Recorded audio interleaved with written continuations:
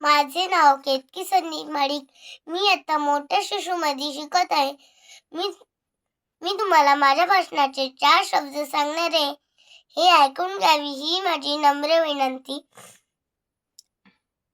आदरणीय शिक्षक वृंद व माझ्या प्रिय मित्र मैत्रिणींनो, मी तुम्हाला ज्या आज महान व्यक्तिमत्वाविषयी सांगणार आहे ते म्हणजे आपल्या स्वाभिमानाचा जाज्वल्य देव छत्रपती शिवाजी महाराज.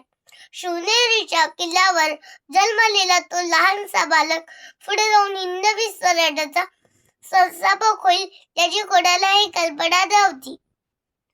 त्या स्वप्नाला आकार दिला तो राजमाता जिजाऊनी. त्यांनी त्यांच्या मनात रामायण महाभारताच्या कथा सांगून अन्यायाविरुद्ध ज्वाला त्यांच्या मनात पेटवली.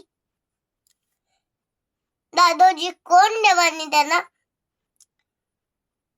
तलवारबाजी, घोडेस्वारी आणि युद्धकलेचे कठोर परीक्षण दिले.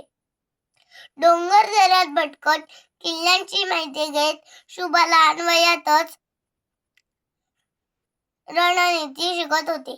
त्यांचे बालपण खेळण्यात गेले नाही, ते स्वराज्याच्या स्वप्नांसाठी तयारी करण्यात गेले. मित्रांनो, शिवाजी महाराजांचे बालपण आपल्याला हे शिकवते की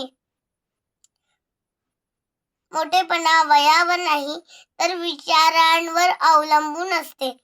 चला आपण शिवरायांचा मार्ग जोडूया. जय जिजाऊ, जय शिवराय.